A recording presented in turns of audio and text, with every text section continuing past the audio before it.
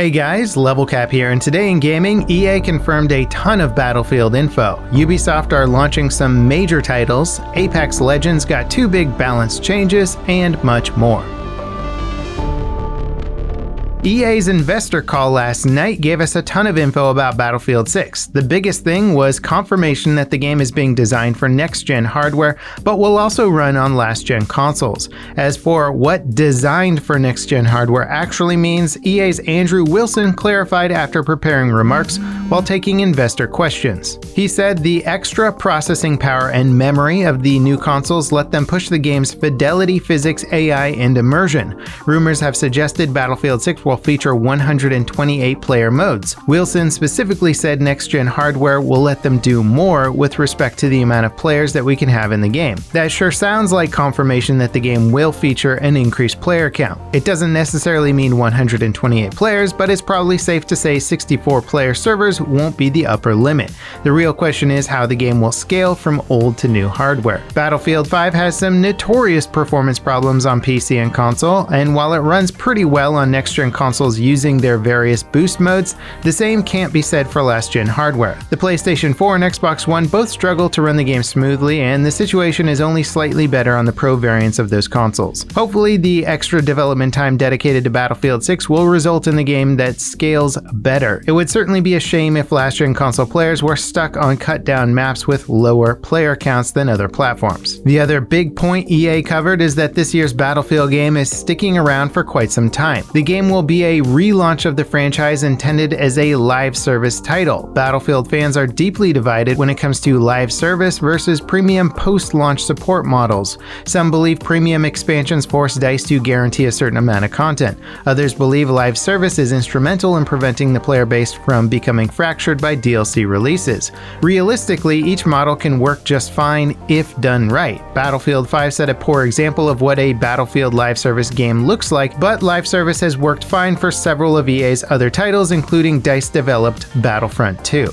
EA wrapped up the call by confirming Battlefield 6 will launch in its typical fall slot between October and December this year. Yesterday, they confirmed Battlefield 6 will be revealed in June, followed by EA Play Live in July.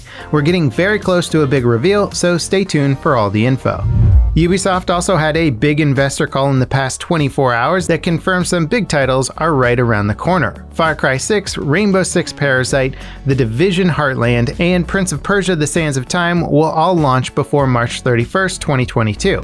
Far Cry 6 was revealed last July with a February 2021 release date. Unfortunately, delays caused by the pandemic forced them to delay the game to later this year. They confirmed the game would be out before the end of September in the investor call, and it's a similar story for Parasite, which was also delayed a few times because of the pandemic. The game is currently in alpha testing, so expect it to release before the end of 2021 as well. The one game that we aren't getting anytime soon is Ubisoft's Open Seas pirate game Skull and Bones. The game has been delayed again until at least April 2022.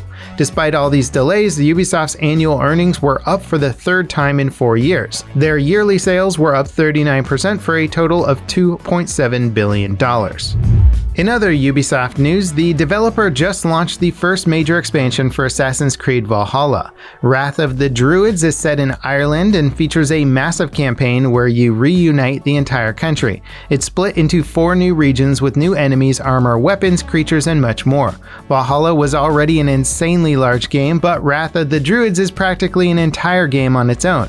Reviews have also been very positive. The DLC will take around 24 hours to complete if you blast through it. Considering the game could take more than 100 hours, it sounds like there's a lot of side content packed into the expansion. Blizzard will showcase 2 hours of PvP gameplay from Overwatch 2 next week. The game's new director, Aaron Keller, announced the showcase in a developer update on the game's official YouTube channel. This is Keller's first time hosting a developer update following his promotion to replace longtime Blizzard employee and Overwatch's dad, Jeff Kaplan. It's a bittersweet moment for fans. Kaplan's development updates highlighted his passion for the game and offered the community a ton of insight into changes. Kaplan will be joined by the game's lead designer and art director to provide a tour of Overwatch 2 next week. That tour will include PvP gameplay updates, new maps, heroes, and more. That said, it doesn't sound like the game is releasing this year. The PvE elements of the game won't be covered in the presentation. QuakeCon 2021 will be a virtual event again. The event will kick off on August 19th, featuring streams of Bethesda's upcoming games. There will also be the usual mix of events like a cosplay competition and esports matches. They'll be announcing the lineup from the event in June. Bethesda have a lot of games in the works right now, like Starfield, an Indiana Jones title by Wolfenstein's developers, an Elder Scrolls Online expansion, and Deathloop. It seems highly unlikely that they'll show anything from the next Elder Scrolls game though.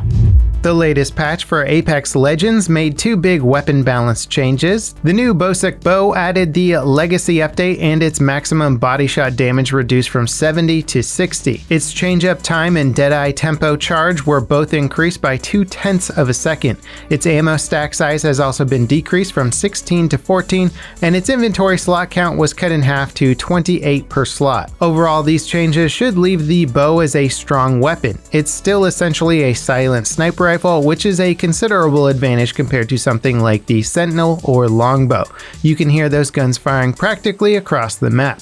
The other big adjustments were made to the Spitfire. Its damage per bullet was reduced by 1 to 18, and its maximum magazine size is now capped at 50. Another patch that addresses several new issues and exploits introduced with the Legacy update launched prior to the balance changes. Amazon's MMO New World got a new trailer that showcases the game's darker side. The game launches on August 31st and will feature traditional melee and magic gameplay as well as your typical MMORPG mechanics. Amazon delayed New World in February after the developers identified several features that wouldn't be finished in time for release. It's unclear if those changes or even if the game itself will be worth waiting for. To date, Amazon has yet to release a successful game and have only released one game that they can 6 months after launch. New World, of course, has stiff competition from World of Warcraft, Black Desert, and Final Fantasy XIV. It's unclear if Amazon have what it takes to compete in a genre that's almost actively hostile to new games. Before we get to our final story, let us know what you think about Battlefield 6 launching on last-gen consoles. Do you think the game will run well on older hardware? Will you be buying it if you can't snag a next-gen console in time? Leave your thoughts in the comments. Valve CEO Gabe Newell hinted that Steam might be coming to console this year. He was asked about this in a recent panel discussion. His response was, "You will have a better idea on that by the end of this year." It's unclear if this means Valve games are being ported to console, if they're developing console-specific games, or if features like Steam Remote Play are coming to consoles. There's a slim chance Microsoft or Sony might open up their hardware to run PC titles natively, but that really does sound like a total pipe dream. All that said, the prospect of having Steam games on a console in any capacity does excite me. And that wraps it up for today in gaming. As always, thank you so much for watching, and I'll see you next time. This is Level Cap, signing off.